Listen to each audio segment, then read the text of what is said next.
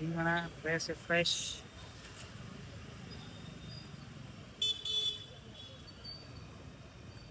બસ બસ કેટલા લે?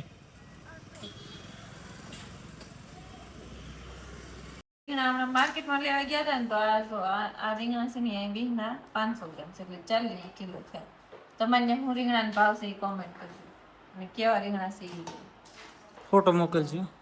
તો અહીંયા આપણે રીંગણા આપણે એના કામ કાઢી લીધા છે, ડીટલા કાઢી લીધા. હવે એમાં મસાલો ભરી દેવો. તો મસાલો આપણે તૈયાર ટાઈમ સ્ટાર્ટ. હાલો. આમ તો બધા આમાં છે ને જાત ભાતનો મસાલો નાખતા હોય, પણ અમને કઈ એવું ત્યાં ખાવાનું મન નથી, એવું તો સાદું સિમ્પલ જ બનાવે છે. એટલે અમે હળદર નાખી, પછી આપણે ખાંડેલું મરચું લસણ વાળું એ નાખ્યું, પછી થોડું ધાણા જીરું નાખશું, કેમ કે બધું ડુંગળી મસાલો બધું નથી નાખવું.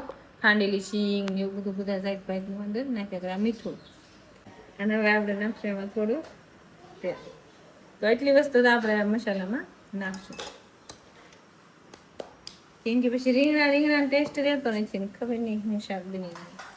ખાલી એના કામને એ જ કહેતા હતા. હવે એને આપણે સીરિયા કરી નાખશું. કાળા ન પડી જાય એટલે પહેલેથી સીરિયા મૂકવાનું.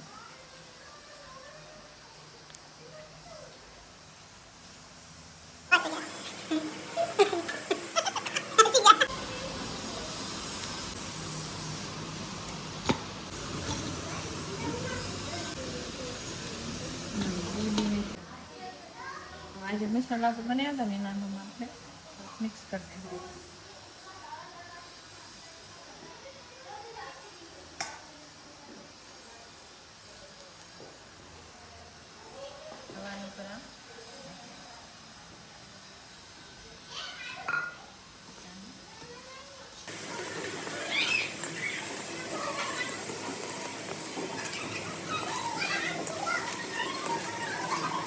તો આપણે કેસું આ રીંગણાનો વઘાર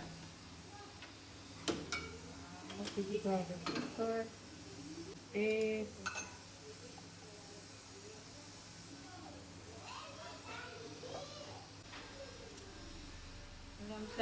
કરીને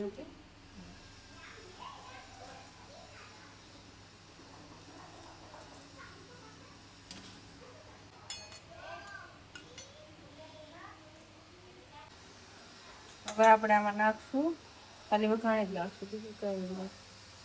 વઘાણી નાખી દીધીશ. હવે આપણે નાખશું આ રીંગણા.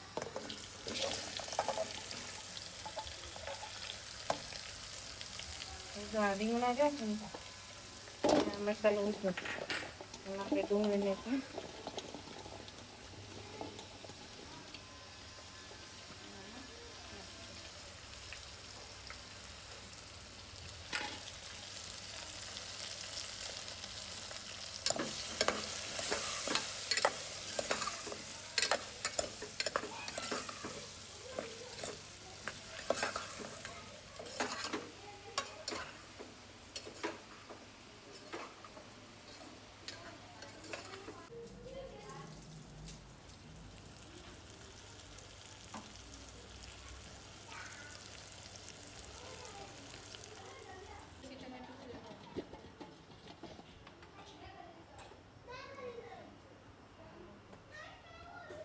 ફૂટી ગયો તો થોડું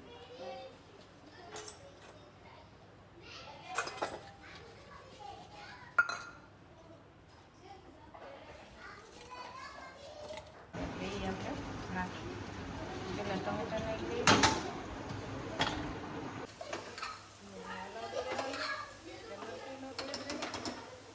મરચું ન ભળે એ રીતે ધીમે ધીમે આને હલાવતું રહેવાનું. કેમ કે આપણે મસાલો હારે નાખ્યો તો મસાલો કદાચ બળી જાય. ધીમા ધીમા તાપે આને તળાવવા દેવાનું જાય એટલે ઓટોમેટિક મસાલો એને થઈ જાય. તમને ભાવ એટલે નહીં નાખવાનું. હવે એને આપણે મોડું એટલે નાખ્યું, કેમ કે તો પેલા નાખ્યું તો એ સાવ ફેદાઈ જાય, ઓલું આ બફાઈ જાય. 2 સીટી થાય ને ત્યાં એ કમ્પ્લીટ મસ્ત જો થઈ ગયું મસાલા વાળું. એટલે આપણે એને પૂછી નાખ્યું કે હા ઓલું લગભગ આપણા રીંગણા છે ને એ આમ તળાઈ ગયા છે જો આમ તમે જોવો એટલે ખબર પડશે કે તળાઈ પાણી આમાં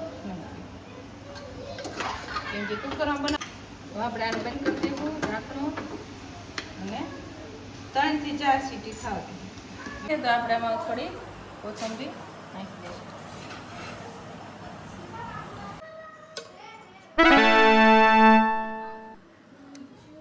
તો વિડીયોને લાઈક કરો, ચેનલને સબસ્ક્રાઈબ કરો અને જોતા રહો આવી જ નવી નવી રેસીપી.